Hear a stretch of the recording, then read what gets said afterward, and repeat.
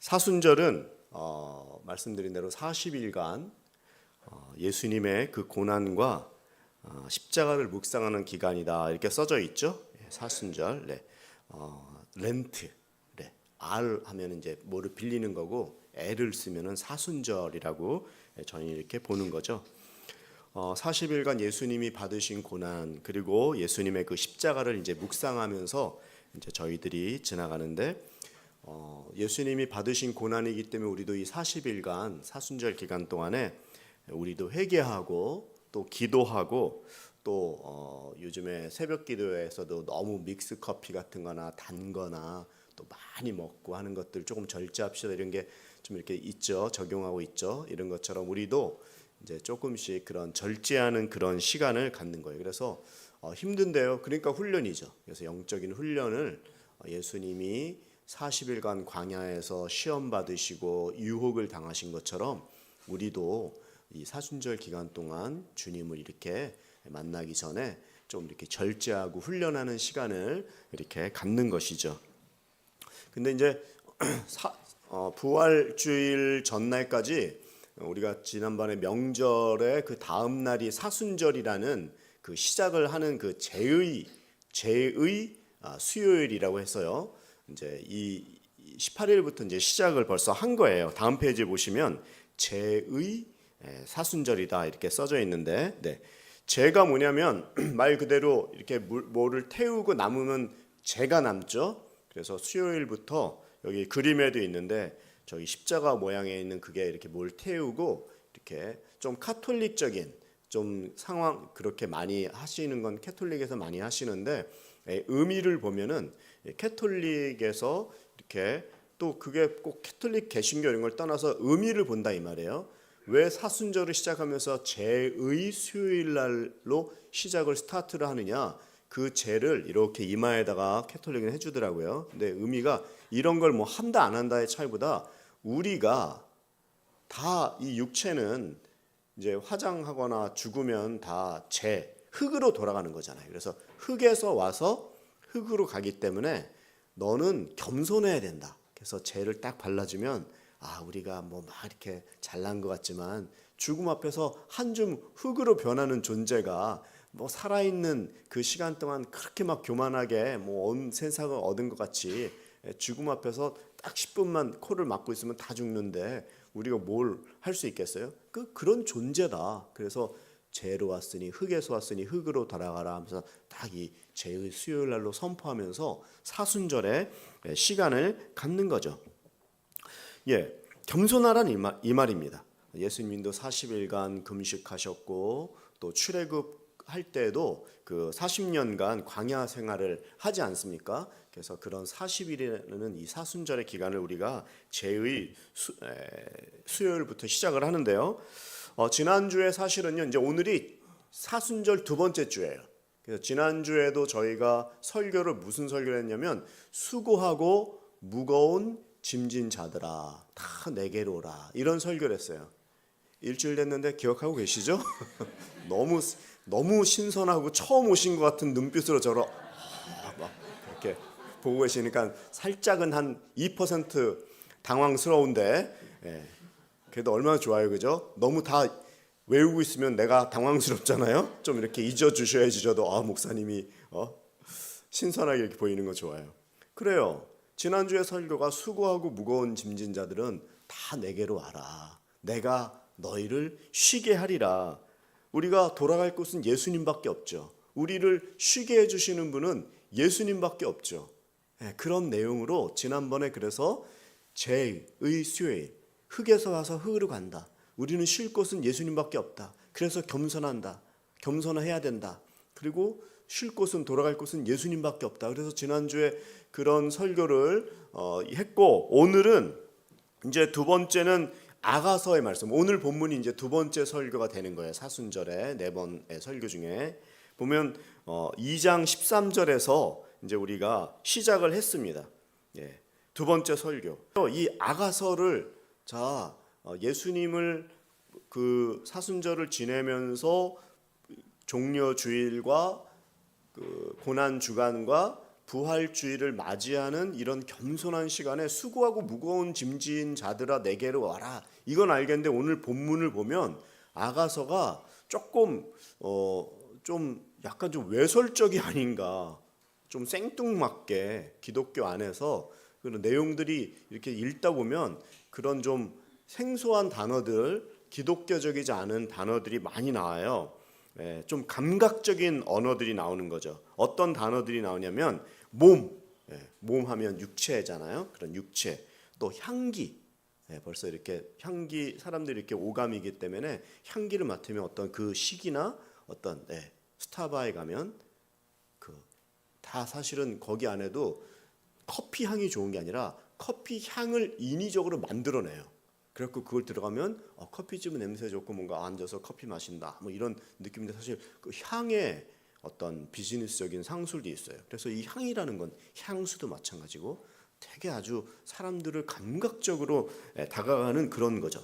또 아가서에 보면 입맞춤, 어려운 단어 아니죠? 근데 갑자기 설교 중에 입맞춤, 상상을 좀 하면 또 침상, 베트, 침상 이런 단어들이 계속 나와요. 그리고 포도원, 우리나라도 동구밭 과수원길 아카시아, 이게 벌써 아카시아 꽃 향기, 동구밭 과수원길, 과수원.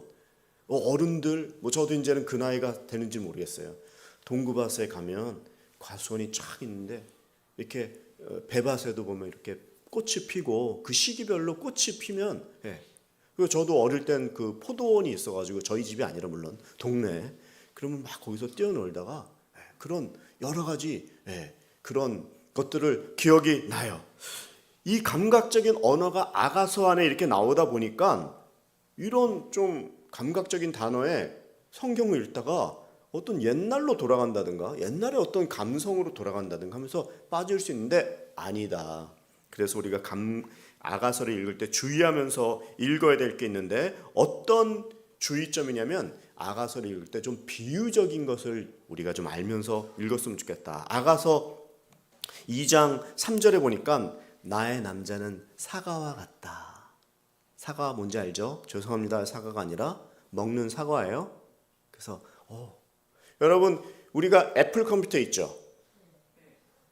한 3분 정도만 아시는 것 같아요. 거기에 이렇게 베어 먹은 사과가 있죠. 뉴턴의 만류 법칙에서도 뭐가 떨어져요? 사과. 애플 컴퓨터도 사과 베어 먹었어요.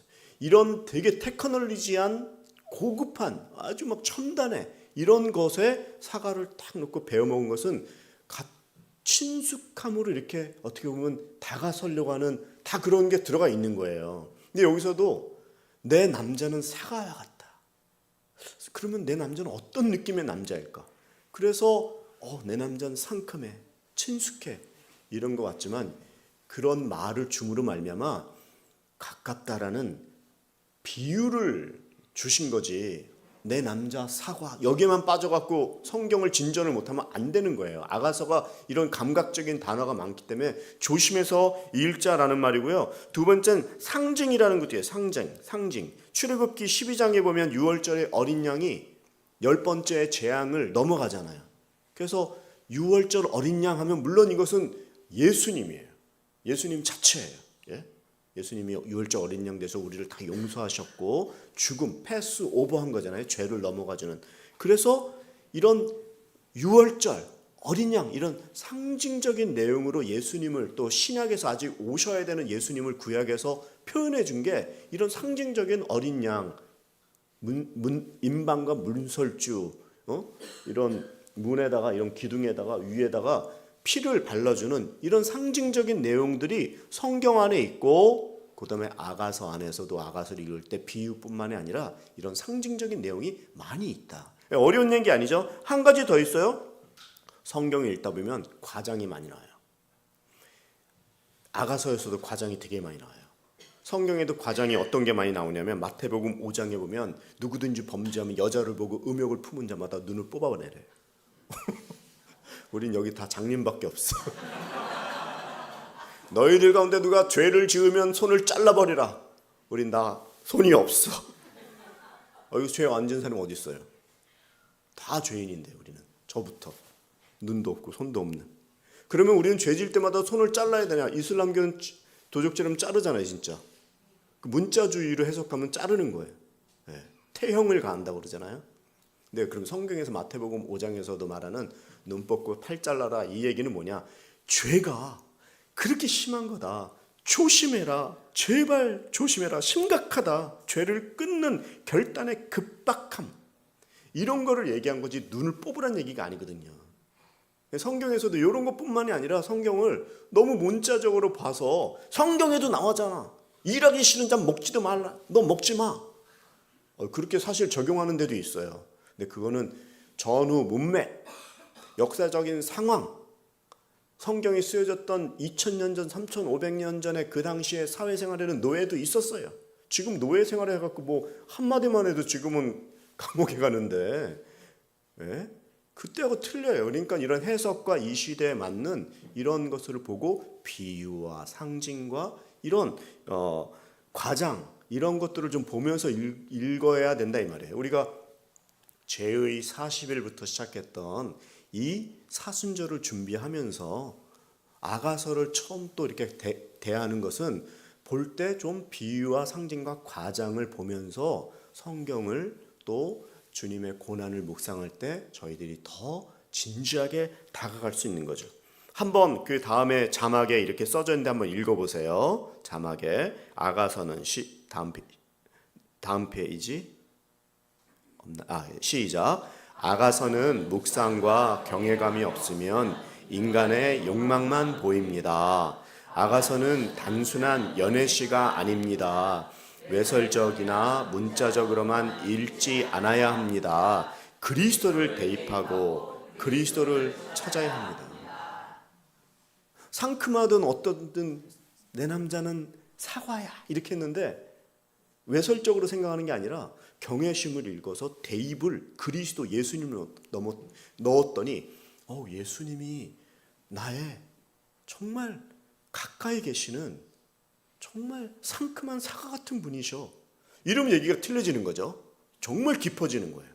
그래서 외설적으로 읽는 게 아니라 예수님을 넣었더니 예수님이 정말 그 신부를 사랑하는 신랑과 같이 우리를 사랑해 주시는 바로 옆에.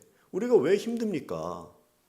내가 힘들 때 아무도 없다고 생각하는 거거든요. 근데 정말 힘들 때 옆에서 말은 안 해도 옆에만 있어줘도 극단적이 아니거든요. 극단적이지 않게 되는데 그 한 사람이 없는 거예요. 그러면 안 돼 라고 얘기해주는 그 사람이 없어서 뛰어내리기도 하는 거예요, 사실은. 근데 거기서 붙잡아주고 상담만 해줘도 우리가 이 한마음도 이렇게 공동체가 있고 옆에서 아무 말 대잔치도 좋아요. 속에 있는 얘기 하는 거예요. 우리는 다 죄에서 흙에서 와서 흙으로 가는 그런 짧은 인생이에요. 옆에 있어주는 거예요. 약하기 때문에, 힘들기 때문에. 옆에 분들에게 한번 말해보세요. 내가 옆에 있어줄게요. 이렇게. 좋아요. 그래요. 그럼 우리가 본문에서 이렇게 예수님을 대입하면서 예수님의 음성이 이제 들리는 목소리가 이제 나오는데 어떤 음성이 있는지 한번 다음 페이지에 보면 초청의 음성이 있습니다. 초청의 음성 13절을 한번 읽어볼게요. 오늘 본문 읽었어요. 시작. 무화과 나무는 푸른 열매를 맺었고 꽃을 피운 포도나무는 향기를 퍼뜨리니 내 사랑이여 일어나오세요. 내 사랑하는 그대여 나와 떠나요. 이거 예수님 대입하지 않고 바로 하면 뭐 오늘 야밤 도주해야 될 것 같고 내 사랑은 나와 함께 떠나 막 일어나 나한테 와 뭐 내 사랑이요. 영어로 Oh my love 이런 거 해본 적 있으세요? 막 그냥 팝송이 나오고 막 지금 막 그런 마음이 생각이 막 나는데 그게 아니라고요. 여기서 Oh my love는 예수님이라고요. 그렇죠? 사실 우리 예수님 그렇게 불러야 돼요. 예수님 도와주세요 할 때만 하는 그 예수님이 아니라 그 예수님도 있지만 예수님을 부를 때 sweet Jesus 주님을 만났는데 막 너무 좋아. My love 예수님 나에게 오세요. 이런 마음으로 성경을 읽고 예수님하고 가까이 친근하게 갔더니 이게 다르게 보이는 거예요. 예수님이 그런 바로 옆에 계시는 그 음성으로 우리를 초대하는 거예요. 그래서 초청의 메시지가 이 13절에 있어요. 보니까 여기서 무화과 나무는 푸른 열매를 맺었고 꽃을 피운 포도나무는 향기를 퍼뜨리니 내 사랑이요. 예수님을 내 사랑이라고 예수님이 나에게 말씀해 주시는 거예요. 음성을. 주님은 먼저 관계로 내 사랑아 하면서, 우리도 예수님을 사랑하는 주님 이렇게 부르지만 예수님이 먼저 우리에게 내 사랑아. 예수님은 관계의 이름을 불러주는 거예요. 너가 잘하니까 100점 맞으니까 엄친아, 엄마 친구 아이는 잘하는데 너 왜 그러냐 이렇게 비교하는 게 아니에요. 못해도 힘들어도 연약해도 너가 잘해서가 아니라 그냥 너는 너 존재 자체가 나의 사랑이야. 먼저 말씀해 주시는 거예요. 친밀한 이름으로 내 사랑이요. 주님은 순종해라 이렇게 명령하시기 이전에 바로 먼저 우리에게 친밀함으로 저와 여러분의 이름을 불러주시는 거죠. 그분이 두 번째는 일어나서 나에게 와라 라고 음성을 들려주시는 초대장이 있는 거예요. 신앙은 무슨 해야 할 의무를 지는 게 아니에요. 먼저 이 초청의 음성으로 인격적으로 우리에게 다가와 주시는 예수님의 음성이 있는 거예요. 여러분 자동차 시동을 걸면 뭐라고 처음에 나오는 목소리가 누구가 나와요? 자동차가 없어서 내비게이션이 들리잖아요. 그래서 뭐라고 얘기해요? 생각 안 해보셨죠? 경로 안내를 시작합니다. 여자 목소리, 남자 목소리 다 있어요, 그죠? 경로 안내를 시작합니다. 그거를 의심하고 얘가 잘 갈까 안 갈까 의심하는 사람 없어요. 그런 말 하는지도 모르고 한 분 정도 기억해서 대답할 정도예요. 우리는 무의식적으로 경로 안내를 시작하는 거를 그냥 따라가고 믿고 따라가죠. 그 고지가 어딘지 모르지만 깜깜한 밤중이라고 할지라도 50m, 100m 그냥 헤드라이트 켜주는 대로 따라가다 보면 목적지에 가는 거잖아요. 일어나 나와 함께 가자. 일어나 오세요. 그 초청의 음성을 경로 안내를 시작하는 그 초청장을 따라가다 보면 우리가 주님을 만나는 거예요. 주님을 만나는 자리가 바로 이 자리예요. 예배를 통하여 주님을 찬양하고 주님의 음성을 듣고, 사실은요 제가 아직 우리 한마음하고 다 못 만나서 그렇지만 어떤 분은 심한 경우는 그런 경우가 있어요. 아니 목사님이 일주일 동안 내 삶의 행적을 조사하셨나? 내가 한 걸 다 알아. 그건 내가 한 게 아니에요. 나는 모르는데 어떻게 내가 따라다니거나 알겠어요. 근데 그거는 음성이 간 거예요. 나의 삶에. 그래서 마치 목사님이 자기를 본 것 같이 들리시는 분이 있는데 그게 아니라고요. 그건 하나님이 말씀을 하시는 거예요. 주님은 우리를 혼자 버텨라 이렇게 말씀하지 않고 나와 같이 있는다 이렇게 말씀하시고, 주님을 듣는 그 회복의 자리가 바로 이 예배의 자리라는 사실을 통해서 찬양하고 기도하고 말씀 듣고 그다음에 이렇게 나누는 시간을 통해서 꼭 목사님의 말뿐만이 아니라 여러분이 공동체에서 순예배 때 나누는 이런 대화들이 있잖아요. 그 가운데서도 어느 순간 내가 잘 몰랐던 걸 깨닫기도 하고 주님의 음성으로 들릴 때가 있거든요. 그러니까 이 예배가 주님이 있는 곳 바로 이 자리가, 이 시간이 우리에게 너무나 필요하고 우리를 초청해 주시는 초청장의 자리라는 것이죠. 자, 13절에서 초청으로 우리를 부르고 계셨다면 14절에는 초청하셨으면 이제 교제해야죠. 함께 14절의 말씀을 교제의 목소리의 음성을 들으면서 한번 읽어보세요. 시작. 바위 틈에 숨은 내 비둘기여, 산 기슭 을밀한 곳에 숨어있는 내 비둘기여, 그대의 얼굴을 보여주세요. 그대의 목소리를 듣고 싶어요.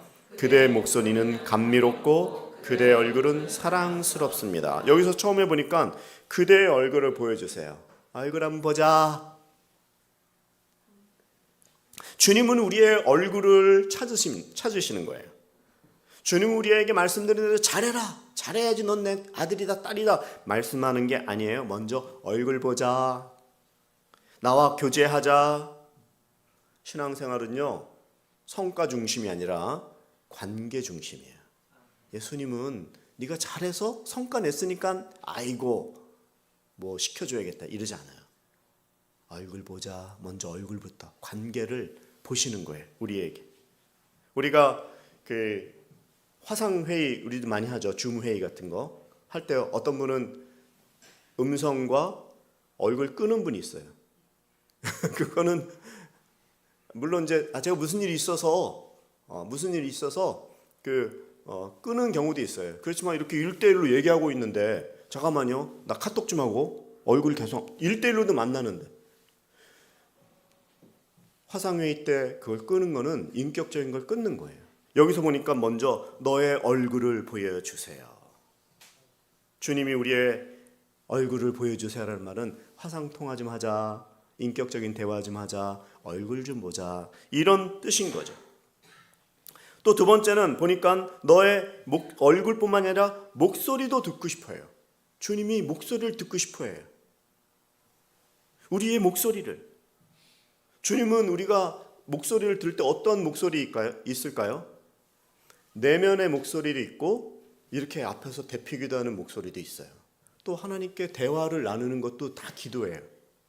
화려한 문장, 수식어가 많은 형용사적인 어떤 문장이 아니라 내 내면의 소리를 그대로 하는 게 주님이 듣기를 원하는 거예요. 이 살아있는 목소리를 듣기를 원해요. 난 기도 못해요. 기도 못해도 그 마음의 중심은 있잖아요. 진정성 있는 그 목소리가 있잖아요. 제가 드릴게요. 이런 표현하고 내가 줄게. 똑같은 표현이지만 목소리나 톤에 따라 틀려요. 하나 던져주는 주는 것도 있고 내가 많은 가운데서도 진실된 마음으로 그래도 이렇게 섬기고 싶어요. 드리는 것 완전히 틀리거든요. 하나님은 우리가 기도할 때 너의 목소리를 듣고 싶다 할 때 화려한 문장이 아니라 있는 모습 그대로의 진정성 있는 그 목소리의 톤에서부터 혹시 이런 자체도 말하지 못한다. 그러면 하나님은 동기와 중심을 보시기 때문에 내가 하나님께 그렇게 드릴 때에 그 중심의 속삭임을 알아요. 그러니까 말 못하시는 분도 그 마음이 압축된 말 한마디로 주님, 아버지, 주여 부족합니다. 연약합니다. 그러나 주님 따라가요.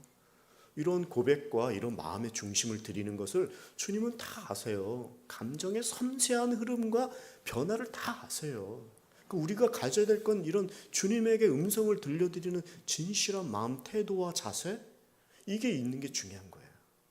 그러니까 기도 잘한다 못한다, 사람 앞에 선다 안 선다, 나를 어떻게 보냐 이게 아니에요. 주님 앞에 내가 입으로 내놓지 못한다고 할지라도 그 중심으로부터 또 좀 용기가 나서 말은 잘 못할지 모르지만 그 목소리로 아버지. 그러면 구하기 전에 있어야 될 것을 다 아시는 주님께서 우리를 채우신다고요. 할렐루야. 진심이 담긴 한마디면 충분합니다. 관계가 깊으면 여러분 진짜 친한 사람끼리는 카톡 보내면 뭐 보내요? 알았어 몰랐어? 알았습니다. 구두점 찍고 이러지 않죠. 뭐만 보내요? 오케이. 이것만 딱 보면 끝이에요. 다 알아요. 근데 오히려 이렇게 친한 친구가 알겠습니다. 제가 꼭 다음에 보내도록 하겠습니다. 이러면 전화해서 너 무슨 일 있지? 옆에 분들에게 말해보세요. 오케이. 이거로 충분해요. 하나님 옆엔 이거로 충분해요. 관계가 깊어지니까. 오케이 주님. 오케이. 기도할 때 문장을 꾸미지 마시고 마음을 열고 진심으로 주님에게 다가가십시오. 여기 보니까 14절에 바위 틈에 숨은 내 비둘기요 여기 써져 있어요. 비둘기가 뭐냐면 성도예요. 우리예요. 비둘기, 착한 비둘기. 비둘기는 성도인데 일 잘하는 비둘기가 아니라 약한 비둘기, 힘 빠진 성도. 그러니까 바위 틈에 숨는 성도가 있잖아요. 다 좋을 수는 없어요. 여러분 365일간 계속 태양이 쨍쨍 내려지는 것을 두 글자로 뭐라고 합니까? 사막. 무조건 좋은가요? 그럴 수 없어요. 좋을 때도 있고 힘들 때도 있고 인생도 마라톤의 인생 가운데 때로는 좋을 때도 있고 때로는 힘들 때도 있고 쨍쨍 내릴 때도 있지만 사시사철이 있고 추나 추동이 있잖아요. 힘들 때도 있고 괴로울 때도 있고 다 전도서에도 때가 있다고 말하지 않습니까? 때로는 바위 틈에 숨어있는 그 비둘기 같은 연약한 성도에게 이 사순절에 주님이 너의 목소리 좀 듣자, 너의 얼굴 좀 보자 하시면서 은밀한 곳에 있는 그 친구들에게 너의 두려움, 고립, 그 외로움의 자리에서 이제는 얼굴 좀 보자, 나와서 잘해라, 이제 막 해야 돼, 이렇게 압박하시는 게 아니라 얼굴 좀 보자, 목소리 좀 들을까, 영상 좀 켜라. 사람들에게 뭘 하라가 아니라 나부터 먼저 주님 앞에 인격적으로 나가는 것을 주님이 원하시는 거예요. 완벽한 사람에게만 주어지는 상이 아니라 부족한 나를 부르시는 아바, 아버지. 그 부족하면 아빠 부르면 돼요. 우리 성경에 아바, 아버지라 부르느니라. 아버지까지 안 돼도 아바가 뭐예요? 아빠예요. 아빠! 힘들 땐 아빠! 우리도 아기 키울 때 보면요, 부부가 키워도 막 기저귀 갈아주고 막 무훈유를 주고 씻어주고 했는데도 이것이 그냥 이게 조금해도 다 알아요. 자기를 해주는 거. 그 배변 훈련을 깨끗하게 시켜주고 하는 것 애들에게 중요한데요. 그럴 때 이 울음 중에서도 거짓부렁 울음이 있어요. 요놈이 딱 조금만 해도 막 그렇게. 그래서 거짓부렁 울음은 응애 이러면 부부가 이렇게 있다가도 서로 밀어. 자기가 가. 그런데 그 울음소리라도 다른 울음이 있어요. 갑자기 그러면 부부가 발로 차는 게 아니라 둘 다 빠딱 일어나고 달려가죠. 우리 주님에게 아바, 아버지요. 아빠, 용돈 달라는 아빠하고 아빠 그러면 벌써 아버지는 필요한 걸 알아요. 얼굴을 바위 틈에서 나오고 음성을 들려주고 화상 키고 하면 아빠 하면 어이구 이 녀석이 이게 필요하구나. 구하기 전에 필요를 다 아시는 주님께서 그런 인격적인 교제를 좀 할 수 없을까?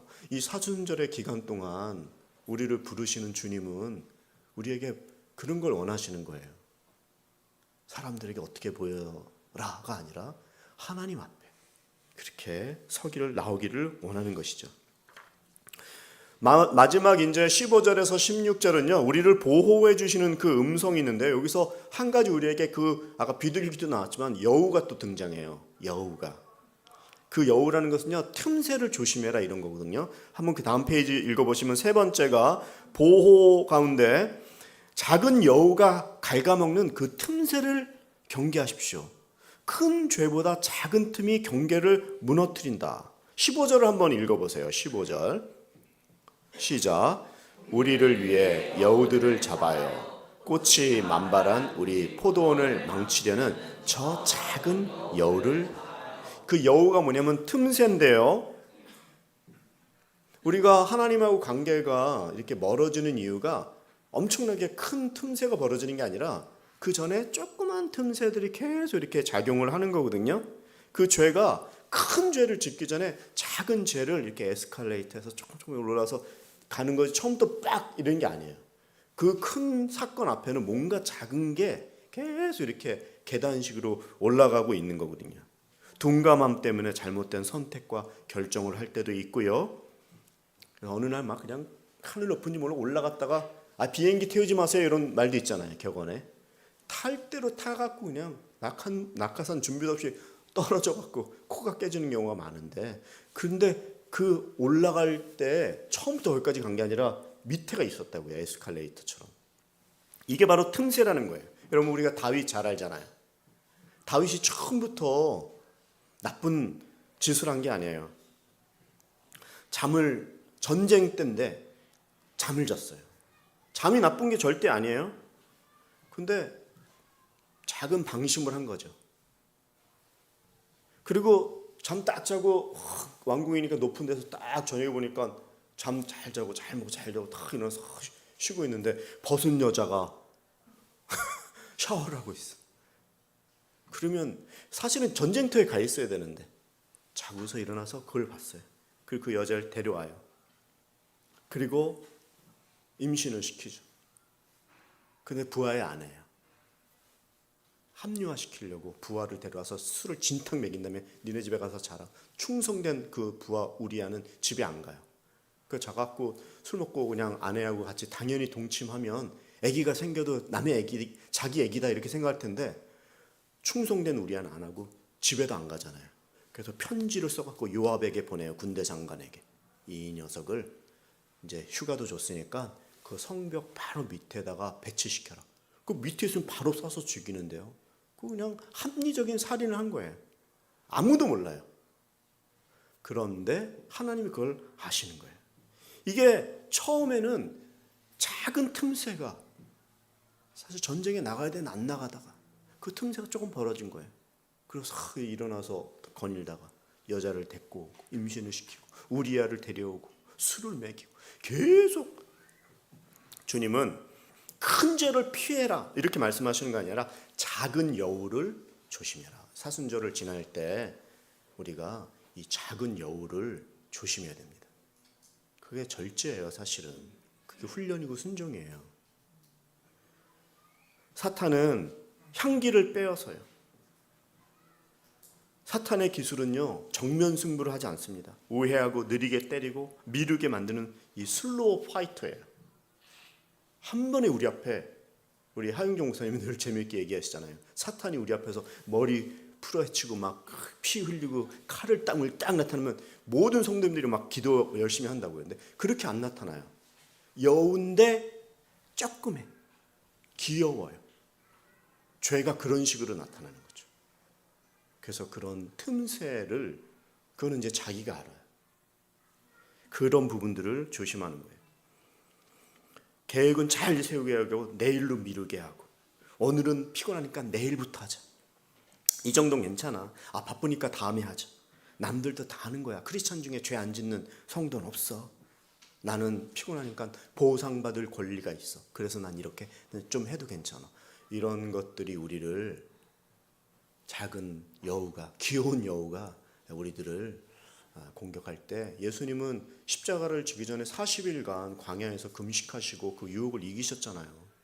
그래서 우리가 절제하는 게 그런 거라고요. 우리 한마음 성도님들이 이 사순절의 기간 동안 작은 여우를 조심하고 그 틈새 벌어지지 않도록 절제하고 제일 중요한 게 사실 있어야 될 곳에 있으면 돼요. 전쟁에 나가면 되는데 예배 나오면 되는데 넷플릭스하고 밤새 전쟁하다가 못 나오는 경우도 있거든요. 그 틈새 지지 마시고 건강이 허락되는 한 잘 예배 또 그런 모임에 잘 나오셔서 있어야 될 곳에 있으면 그 죄가 올라가다가 또 내려가거든요. 여러분들께서 이런 절제 두 번째 사순절 잘 지키시고 이제 다음 주 다다음 주 계속 이 사순절에 대한 두 번 더 설교하면서 종려 가지를 마지막 사진이 하나 있어요. 이 말을 해드려야 되겠다. 요게 무슨 나무냐면 종려나무예요. 종려나무에 꽃이 본 적 있어요? 없죠. 여기 꽃이에요. 이게 종려나무 꽃이에요. 예수님 막 낙이 타고 오는 예수님 환영하는 그 종려나무 승리의 상징인 종려나무를 하는데 그 가지도 제일 시작은 꽃으로 시작한 거예요.